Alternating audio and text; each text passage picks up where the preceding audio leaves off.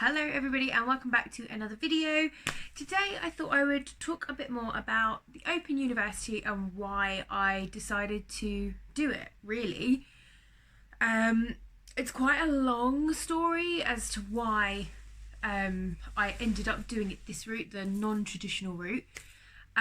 So yeah, I think we should start at the beginning. So I actually went to a physical proper university, as a lot of people refer to them as, straight out of college. I had just turned 18, so I'm an August baby, end of August baby. So literally was the youngest, one of the youngest there. And I didn't know I was going. So I'd applied for university because the college I went to really encouraged people to go. It was very much put to us that there wasn't really many other options out there for somebody leaving college. Like, you couldn't just go in straight into work, and an apprenticeship you could do, but they were all, the ones that I personally had seen were really niche in things like media and sport and or building and things that I had zero interest in. Zero. And I was very much encouraged. At the time I was doing really well, so this was the first year of college. I was predicted A's, and I thought, why not? Really, I've got nothing else going for me, don't know what I want to do with my life. They say stay in education, so I stayed in education. And I honestly think it was the biggest regret of my life. Which sounds a bit dramatic, I'm sure, but just wait. So after first year of college was done, I'd kind of decided, yeah, I'm going to do this uni thing. I started looking into the universities over the summer. I went through about 5 or 6 different degrees that I was certain I was going to do. We had languages, politics, drama. I don't even do drama anymore. I think I was going to do a foundation degree in one of the sciences. Like, it just, I wanted to do a law degree, criminology. There was so many, and yeah, I just didn't know what I wanted. And I feel like, although they say like stay in education, if you don't know what you want to do, it's really hard to make that decision, because applying for university isn't just like a few clicks of a button and you're well away. It's hard. Like, you have to put effort into it. You have to write a personal statement. You have to know where you want to go. You have to go and look at the courses, see how they're relevant to you, see where you can get in, where you can't get in. It's just a lot. And I think, in my opinion, it's a lot for somebody who is still a teenager to make a decision on. And I feel like a lot of people maybe made the wrong decision, myself included. So my second year of college was not as plain sailing. I have to confess, I basically failed that year. I got in a relationship, and that was more important at the time. It wasn't in hindsight, but for me it was more important. I'd stopped going to classes. I started bunking off. Yeah, not my finest moment. I actually got a U in one of my final exams. I was predicted an A for that module, and I got a U in that final exam because I didn't know what to write. I hadn't been to any of the lessons. I had no idea what was going on, and I was just like, okay, well, I have to sit the exam, so I did. And when I got the breakdown of my A levels, I wasn't even surprised. That's the sad thing. Like, I genuinely was just like, yeah, I deserve that. And I mean, funny story, my final politics exam, because they said this was the subject, was politics, government politics. And the gymnasium where we sat our exams had a glass wall at the back. And I remember getting up off my seat and turning around and locking eyes with my politics tutor. And he just looked at me, and the look on his face, that was what was the hardest thing, I think. It was just the look of like pure disappointment, because I could have done really well, and I just chose not to put the effort into it, and I failed it. And I came out, and he said, "You didn't write anything." I didn't know what to write. Quite honestly, I had no idea what to write, and I did. I sat there. I wrote the generic introduction that they taught us how to write for our exams, rewording the question and making up some stuff, and then I just sat there for 2 hours. And yeah, it was funny enough, off the back of doing that exam, I really started to evaluate, like, what do I want to do? Because I had no plans. I was working in a fish and chip shop on minimum wage, which at the time was £3.79 an hour. It's doable. I lived on that for like 8 months. Granted, I didn't pay rent and I didn't have any responsibilities, but I had like a good social life. I don't know how, because I was at college Monday till Friday 9 times out of 10, and I worked Saturdays and Sundays. Now I work Monday to Friday 9 till 5 and I'm dead. I'm done. I haven't got time to do uni work. I haven't got time to go here. I don't see any friends. What happened to my life? Yeah, I go off track a lot, so I'm sorry. It's a very interwoven story. There's a lot of factors as to why I'm now where I am. So yeah, I for some reason decided to look at my UCAS page.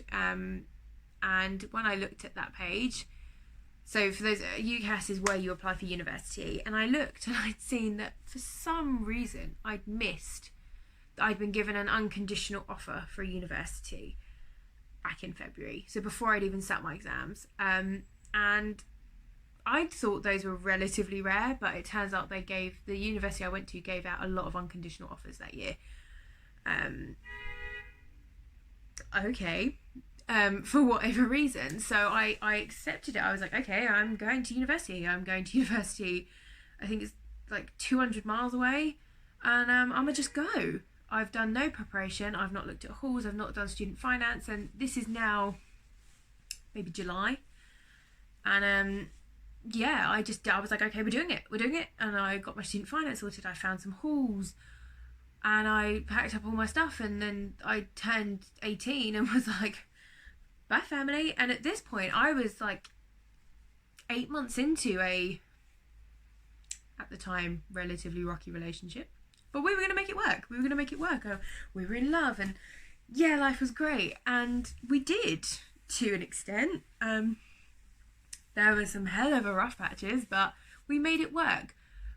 But this is when it all started going downhill. I'm a homebody. This is not something I knew. I thought I was quite independent. I was more than happy to go off and do my own thing. No. No. I like my family. I like my home. I like being surrounded by people, and moving that far away with no support network on very short notice was a lot. I am somebody that's always really struggled with change. It freaks me out. I can't cope. I was that child in the back of the car. Where are we going? And my parents, it used to drive them mad. Like, stop nagging. But genuinely, I have to know where I'm going. I can't cope not knowing what's going on. And a very rapid change that's not planned is a hard thing for me to deal with. But I was so high on the, like, oh my God, actually, okay, life is going to be okay. I don't have to worry. I don't have to try and find a job. Like, I'm just going to go to uni and it'll be fine. And remember that politics exam? See, this is why it's relevant. The degree that I chose was politics. It was a politics degree, and I thought I liked it. I did not. There's a difference between liking and finding politics interesting, and how the government works, and how this works, and how that works, and blah blah blah, and actually enjoying it.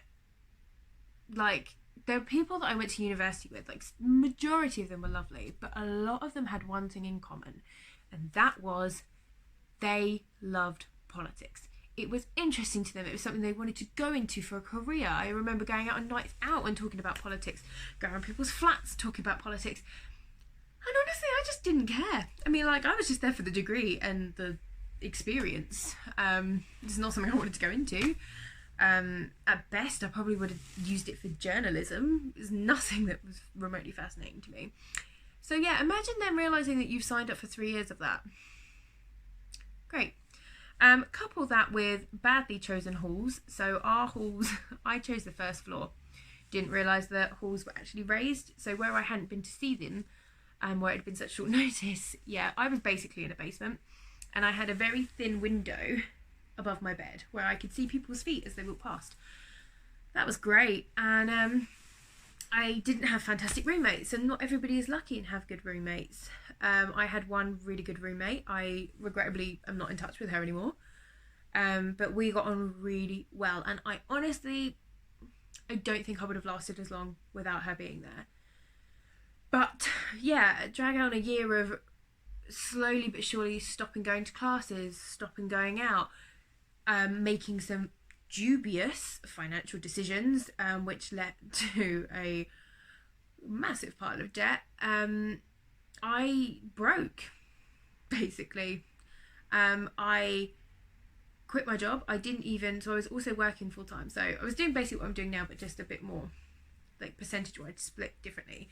So I was working evenings and weekends at restaurant, and I was at uni during the day, and I was still trying to go home as frequently as I could because I just couldn't cope on my own. It was too much. And I just remember crying in my room a lot of the time. Megan came up, so the failing relationship, by the way, was with Megan, and she was very much there for me. I think the distance nearly caused the end of our relationship, but luckily your girl here had a mental breakdown and came home, and it was all good. So, you know, everything happens for a reason. But I truly think it does. I'd had some summer work lined up, and around the May I realised that I was not going to pass this first year. I didn't want to do the exam. The idea of going into uni terrified me. I just didn't want to be there anymore, and nothing could have induced me to stay. They even offered, if I could pass the first year, they were going to basically swap my degree. So change it, carry my first year over, and I could do psychology or criminology, which is what I wanted to do. And I just had to get out. I couldn't be there anymore. And so I left. I literally came home one weekend after a serious mental health crisis, which maybe I'll go into more detail on one day. And my mum was just like, you can't do this. This is not working. And I texted my manager at my job and went, I'm not coming back. Sorry. And he was understandably very not impressed, but it is what it is. And I handed my notice. I went up to uni for, I think it was a week, to pack all my stuff up, filled out all the paperwork for basically cancelling a degree. I can't even remember what happened. Like, it's that much of a blur. I remember having to sort stuff out with student finance. I remember them saying, you're going to have to pay back all of this money you've borrowed, because you obviously get your maintenance loan, your tuition loan, and just being like, do you know what? I don't care. I just need to go.